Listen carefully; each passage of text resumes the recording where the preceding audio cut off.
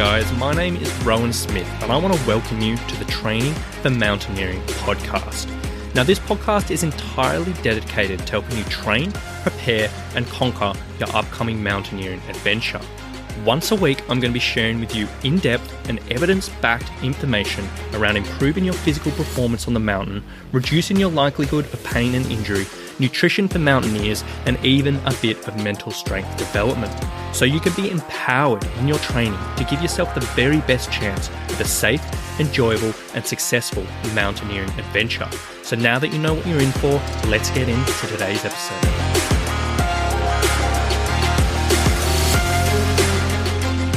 All right, hello guys. Today we are talking about the principles of endurance training for mountaineers.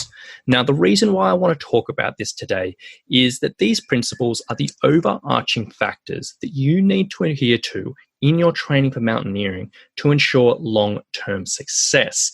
And they are so crucial to get right. But I know a lot of mountaineers, they may have heard this before, they may generally understand this stuff, but they just do not apply it into their training. So today I want to take a little bit of time to go through what I believe are the principles for endurance training for mountaineering, how I use these to apply them into my mountaineering clients for their training, just so you can get a bit of a reminder around this, you can get a bit of insight around this, and hopefully put it into your training.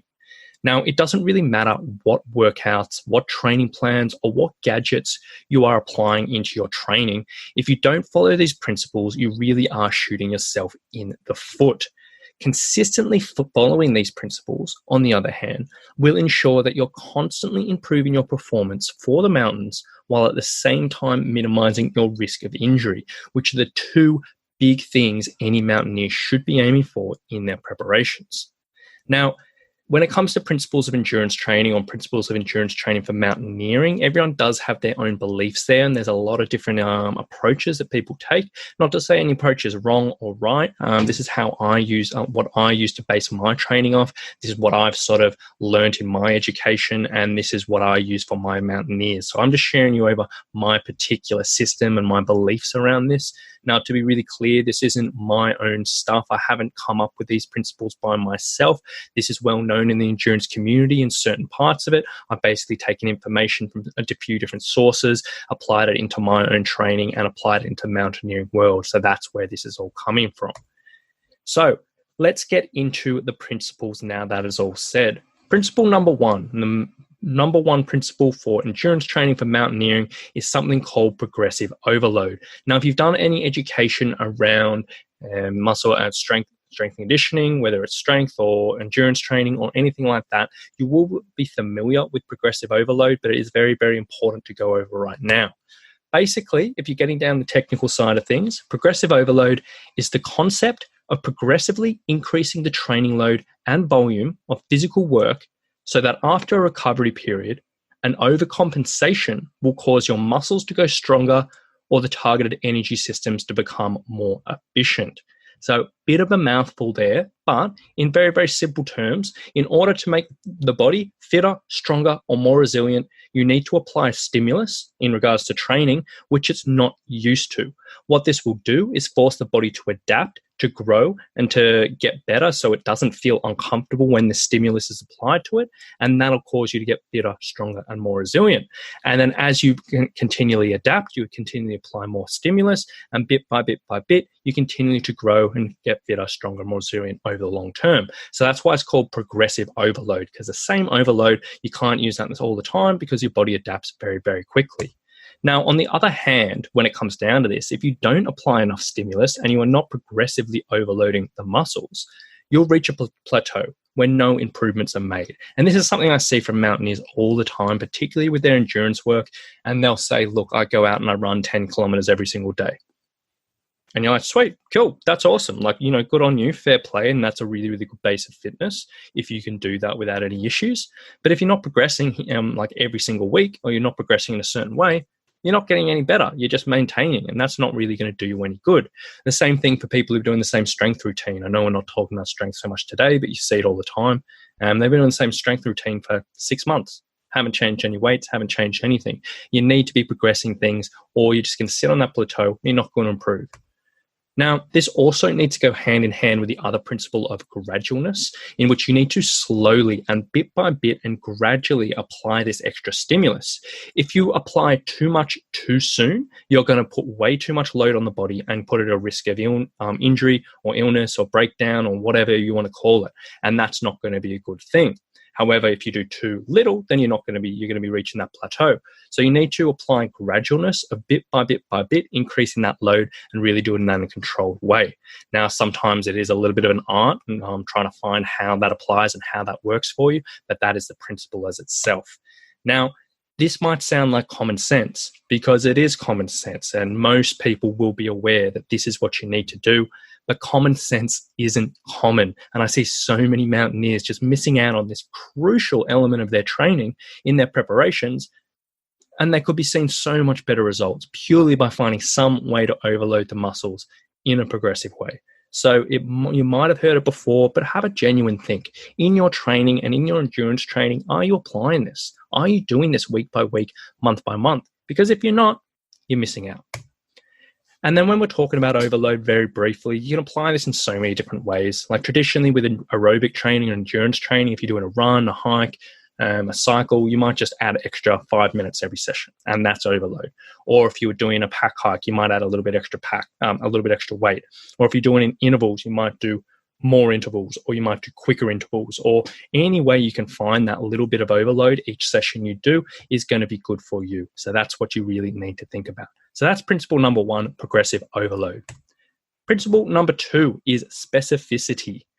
All of your training should be done with the aim in mind of improving your mountaineering. If that's what you're training for, to be a better mountaineer, to succeed on your upcoming adventure, or stay fit for the mountains, or whatever you are aiming for, all your training should be directed towards that.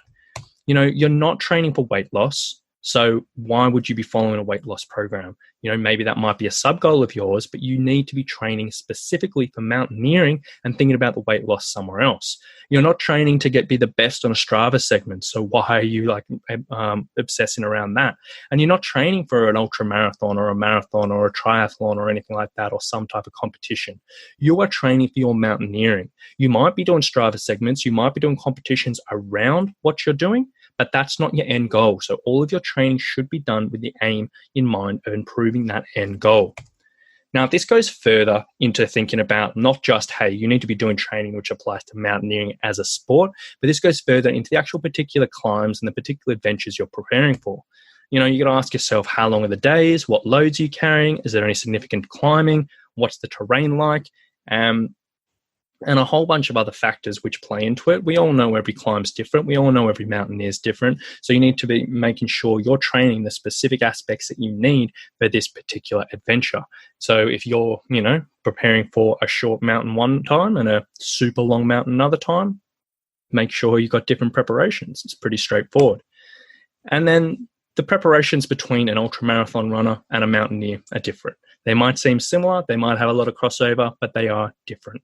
As are the preparations for a mountaineer who wants to summit Manaslu in Nepal or Mount Cook in New Zealand. Very different climbs, very different mountains, very different preparations. And then finally on this topic is this doesn't have to mean all your training has to be 100% specific to mountaineering, in which people say, look, you just need to be in the mountains, you just need to be hiking, you just need to be lugging around a pack, because this is not correct. Things like swimming and cycling and all of this other type of cross training can be very, very valuable, very, very beneficial for a mountaineer in their preparations, but they should be done again with that end goal in mind. So you should know, look, my cycling is improving X, Y, and Z, which is going to improve X, Y, and Z, which is going to transfer me onto the mountain, or however you want to go about it. So it's not just doing random exercise thinking it's getting you better. But if you are doing stuff that isn't 100% specific for the mountaineering, you still need to have a bit of thought process around that, why you're putting that in. Principle number 3, individualization. Take 10 different mountaineers, take them through exact same program, and you'll get 10 different outcomes. Everyone reacts differently to training. Everyone adapts differently to training. You could do the same session 24 times, even more than that. Everyone's going to be different. It's just the way we are. We're all individuals, and anything that tries to treat you as not an individual, you're just setting yourself up for failure. Now, this is one of my big beefs around, generic pre-bought programs, in which it's already written up and just go on and do it, because if you aren't given the tools that you need to adapt and to change and to make sure this is setting for you as an individual, you're setting yourself up for failure straight away, because everyone's going to be different. And in all honesty, in my opinion, pre-made training programs are just not worth anyone's money when it comes to anything. So individualization in this sense is really, really important.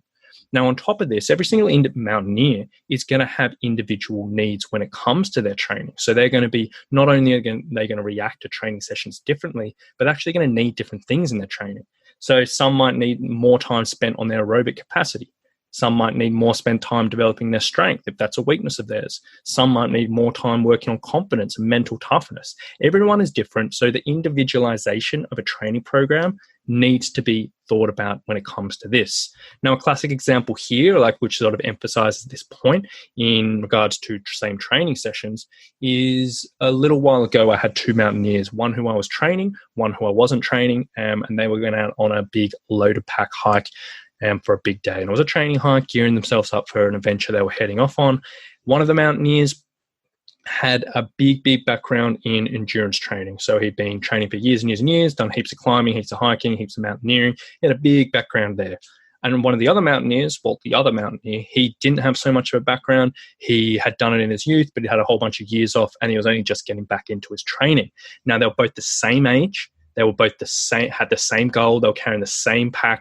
They were doing the same hike over the same time at the same pace, but they were greatly different. The mountaineer with the endurance background, he had a really significantly lower heart rate response, meaning he was working within his aerobic training zones, meaning he was getting the stimulus that he wanted.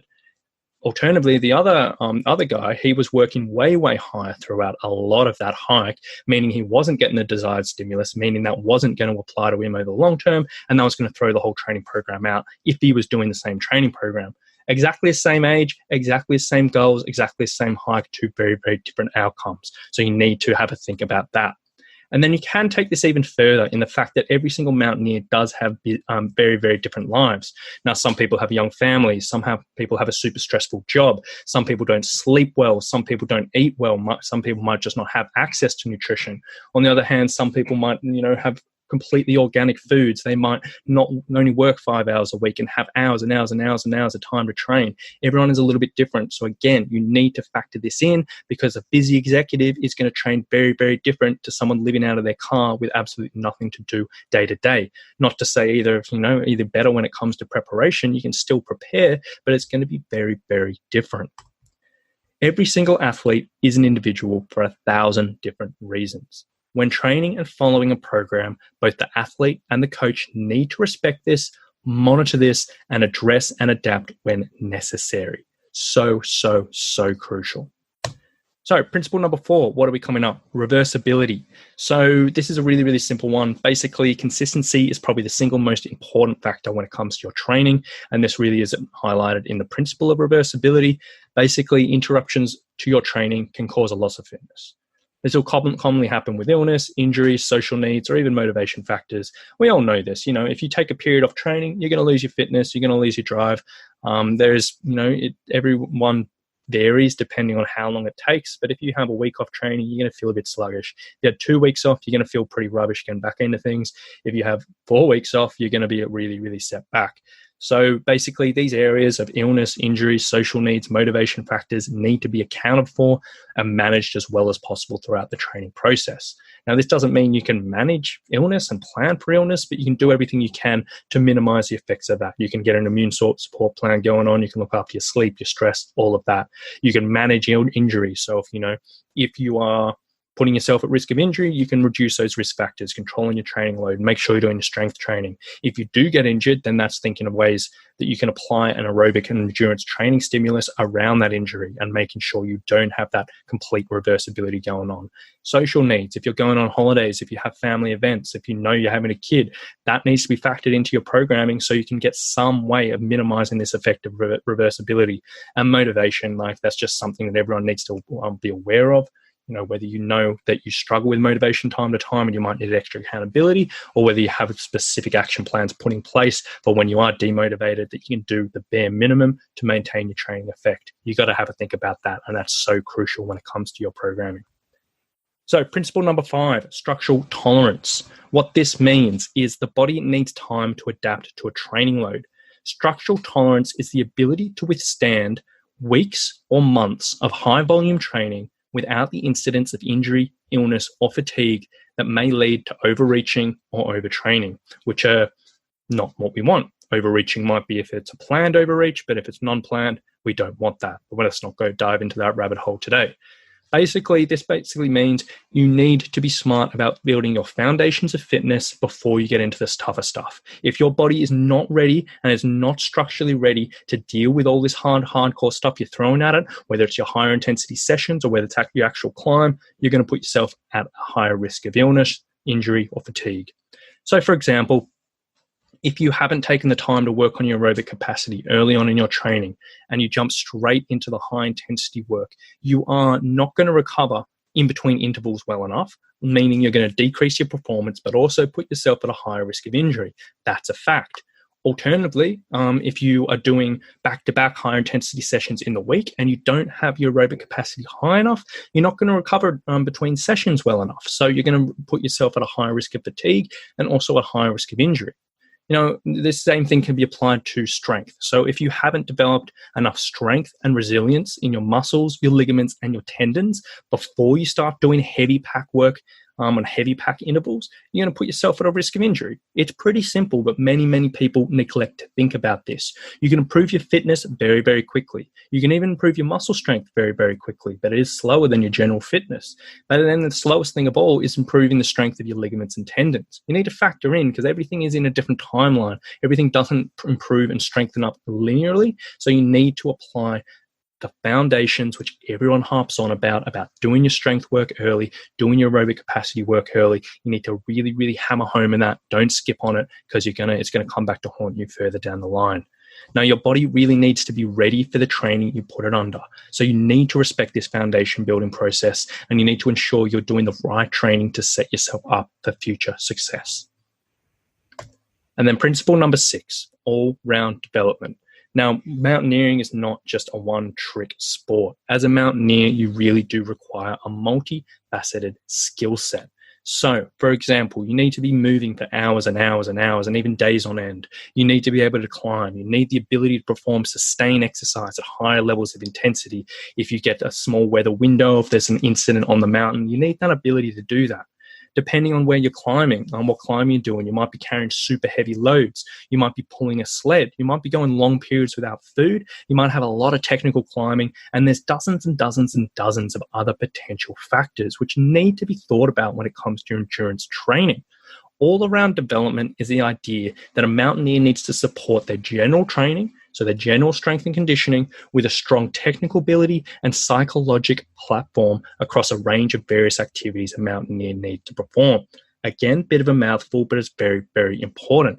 Now, the easy way to think about this is technical skills. Yes, most mountaineers will probably put a lot of emphasis into this, learning whatever skills they need for their particular climb. That's very, very important. But then you might think about the less technical skills. So, as I said, pulling a sled. If you're not training for that and you need to do that on the mountain, you're mental. You need to do it. I know a lot of people try to skip out on this stuff, but think about every single thing you're going to be experiencing on the mountain. How can you incorporate that into your endurance training?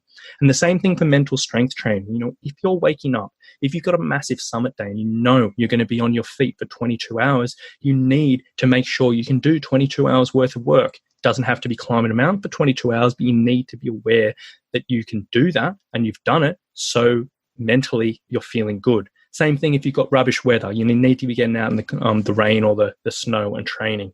If you not going to be sleeping well, you need to be aware of how you operate when you're sleeping poorly, so you can be mentally resilient in these situations. These factors do need to be thought about when it comes to your endurance training.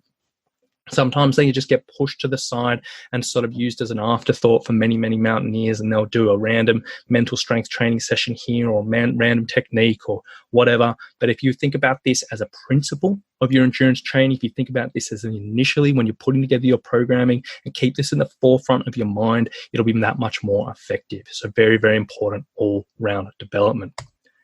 So to wrap things up, these 6 principles really should be the basis, in my opinion, of every single thing you do in your endurance training as a mountaineer. There's a lot of crossover into your strength work as well, but this is generally around your endurance training. If any of these concepts do sound completely foreign to you, or you have no idea how to apply them into your training, you need to put your education hat on, go down the rabbit hole and really, really learn about these things so you can get the benefits out of it. Or you need to reach out for a coach who's a professional to help, so you don't have to spend those hours going through learning all about those 6 principles and how to apply it, but at least you've got someone in your corner to help you out there. Over the long term, these principles will make or break your training, which will directly impact your chance of success, your safety, and your enjoyment while you're on the mountain. That is what we're doing in training. We're trying to ensure a safe, enjoyable, and successful adventure. You need to think about that and you need to apply this. So that's enough from me today, guys. I do hope you've enjoyed this. Now, if you have enjoyed this episode today, guys, I would really, really, really appreciate if you can take 5 seconds to leave a rating and a review on whatever podcast platform you're listening to. It really would mean the world to me to help grow this podcast, to reach more mountaineers and really, really bring the strength and conditioning knowledge to the mountaineering community. So I'd absolutely love it if you could take a few seconds to do that for me. So thank you so much for listening today, and we'll talk to you very, very soon.